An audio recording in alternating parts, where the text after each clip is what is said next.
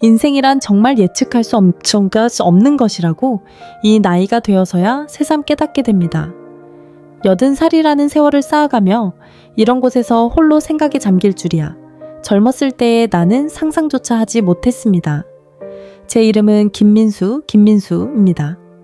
예전에는 작은 마을 공장을 운영하며 아내 영희와 함께 발을 맞춰 비록 소박했지만 충실한 나날을 보냈습니다. 아들과 딸도 독립해 각자의 가정을 꾸렸고 가끔 얼굴을 보여주는 것이 우리 노부부에게는 더없는 즐거움이었습니다. 영희가 세상을 떠난 것은 제가 75살이 된 지 얼마 안 됐을 때였습니다.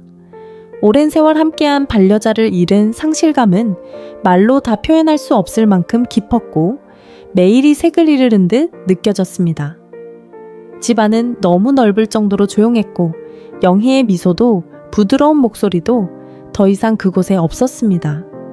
혼자 살게 된 제 걱정을 아들 내외와 딸 내외가 모두 해주었습니다. 특히 장남 준호는 자주 전화를 걸어주고 주말에는 얼굴을 보러 와주었습니다. 아버지, 혼자서 외롭지 않으세요? 무슨 일 있으신 건 없으세요? 라고 항상 걱정해주는 준호의 따뜻함이 제게는 아프게 와닿았습니다. 그러나 준호에게는 준호의 삶이 있습니다. 맞벌이 부부의 아직 어린 두 손주의 보살핌으로 매일이 눈코 뜰 새 없이 바쁠 터입니다. 딸 수진도 남편의 정은으로 먼 곳에 살고 있어 그렇게 자주 돌아올 수 없습니다. 자식들에게 걱정을 끼치고 싶지 않았다.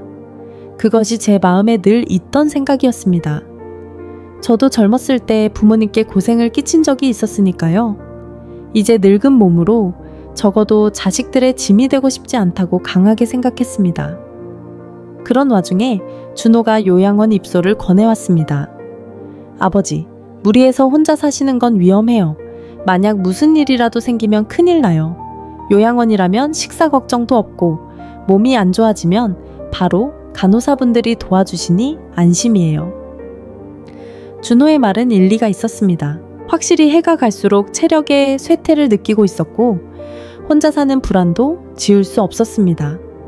게다가 준호의 가정에 늙은 제 돌봄이라는 부담을 더 얻는 것은 어떻게든 피하고 싶었습니다. 몇 군데 요양원을 견학했습니다. 시설이 잘 갖춰지고 밝고 청결한 곳, 미소로 인사해주는 직원들, 다른 입소자분들도 평온한 표정으로 지내시는 듯 보였습니다. 여기라면 안심하고 살 수 있겠구나. 그렇게 생각한 저는 준호의 권유에 따라 요양원 입소를 결정했습니다. 입소 수속은 순조롭게 진행됐고 새로운 생활이 시작되었습니다. 개인실은 생각보다 넓었고 햇살도 잘 들었습니다. 식사는 영양균형이 고려되어 있었고 맛도 나쁘지 않았습니다. 레크리에이션 프로그램도 준비되어 있어 다른 입소자 분들과 교류할 기회가 있었습니다. 처음에는 이게 잘된 선택이라고 생각했습니다. 자식들에게 걱정을 끼치지 않고 안전하고 쾌적한 환경에서 살 수 있다. 제 결정은 틀리지 않았다고 믿었습니다. 그러나 시간이 지나면서 제 마음에는 말할 수 없는 외로움이 쌓여갔습니다. 아침에 눈을 뜨더라도 옆에는 영희가 없습니다. 식탁에 앉아도 맞은편에 앉은 사람 없는 외로움. 예전에는 사소한 이야기로 웃음꽃을 피웠던 식탁이 이제는 그저 조용히 시간이 흘러갈 뿐입니다. 요양원의 생활은 확실히 규칙적이고 불편함이 없습니다. 그러나 그 규칙적인 생활이 바로 제게는 숨 막히게 느껴지기 시작했습니다. 아침은 몇 시에 일어나고 몇 시에 식사를 하고 몇 시에 레크리에이션에 참여하는지 모든 것이 정해진 일정대로 진행됩니다. 자기 좋아하는 시간에 좋아하는 일을 하는 자유가 그곳에는 없습니다. 정원 손질을 좋아했던 저는 시설의 정원을 바라보는 것밖에 할 수 없습니다. 예전에는 제 손으로 키운 꽃과 나무들이 제 마음을 치유해 주었지만 이제는 그저 손질된 정원을 바라볼 뿐입니다. 산책을 나갈 때도 직원에게 말하고 갈 곳과 돌아올 시간을 알려야 합니다. 마치 관리되는 생활을 하는 듯해 제 의지로 행동하는 것의 소중함을 새삼 느꼈습니다. 그러나 무엇보다 제게 고통스러웠던 것은 자식들의 방문이 점점 끊어지기 시작한 것이었습니다. 입소 초기에는 준호도 수진도 자주 얼굴을 보러 와주었습니다. 그러나 바쁜 그들인지라 그 빈도가 점점 줄어들었습니다. 전화 횟수도 줄었고 가끔 걸려오더라도 바빠서 다시 연락할게요 라는 말로 금세 끝나는 일이 많아졌습니다. 여기라면 안심이야 라고 말해주었던 준호의 말이 이제는 제 가슴을 찌릅니다. 확실히 준호는 안심하고 있을지도 모릅니다. 제 안전은 보장되고 무슨 일 있어도 바로 도움을 받을 수 있는 환경에 있으니까요. 그러나 제가 정말 원했던 것은 단순히 안전한 장소가 아니었습니다. 제가 바랐던 것은 자식들의 따뜻한 미소, 손주들의 활기찬 목소리, 가족과의 연결이었습니다. 아무도 방문하지 않는 방에서 홀로 보내는 시간.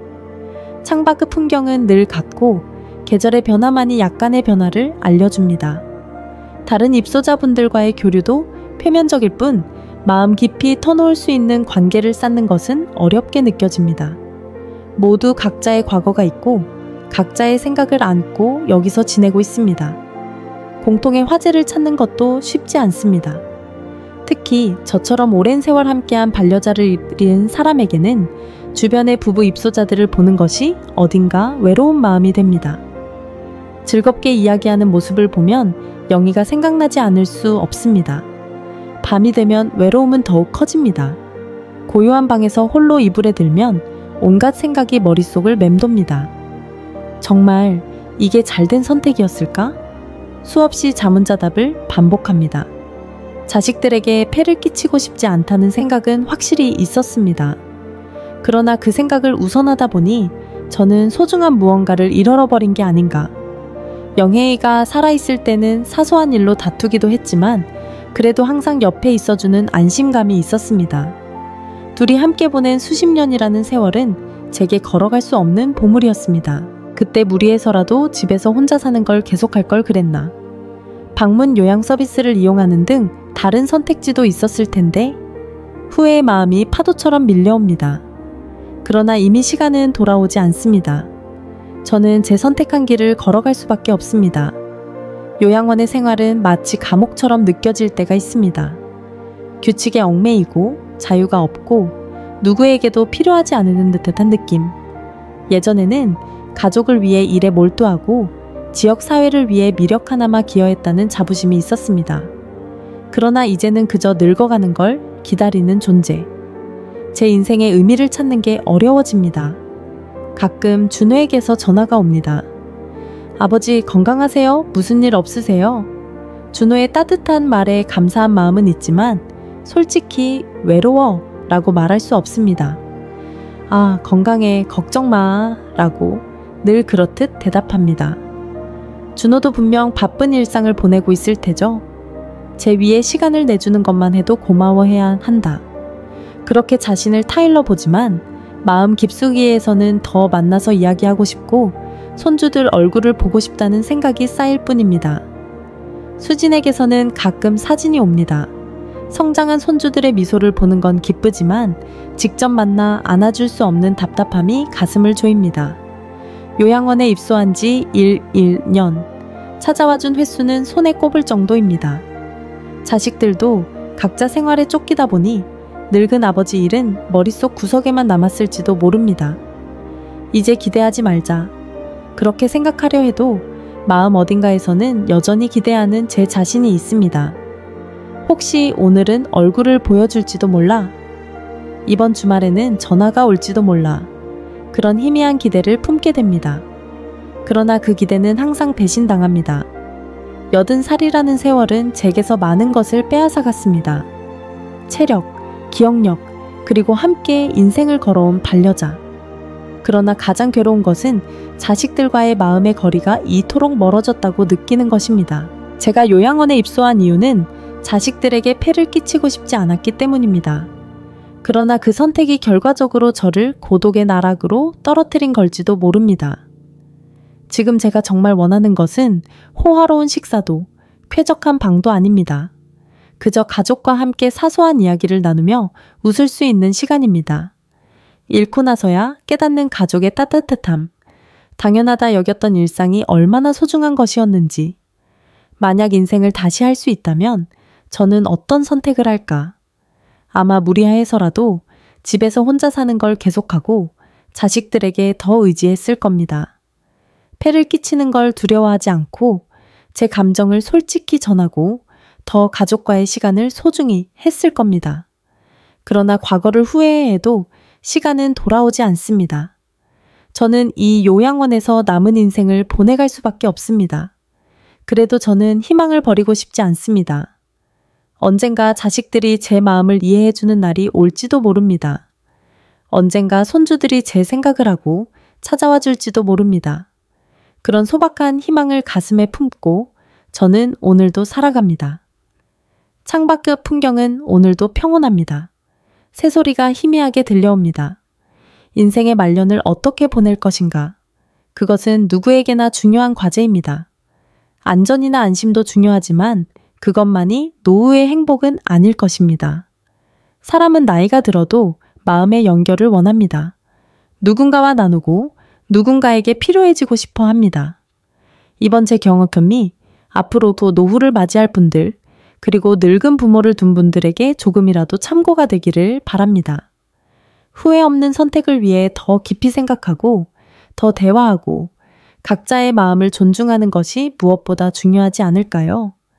저도 남은 시간을 후회 없이 소중히 살아가고 싶습니다. 그리고 언젠가 자식들과 마음에서부터 웃을 수 있는 날이 오기를 진심으로 바랍니다. 아, 인생이란 정말 생각하게 만드는 것이네요. 이 고요한 방에서 오늘도 지난 날들을 회상하며 그리고 다가올 미래에 약간의 희망을 걸며 저는 천천히 숨을 들이마십니다.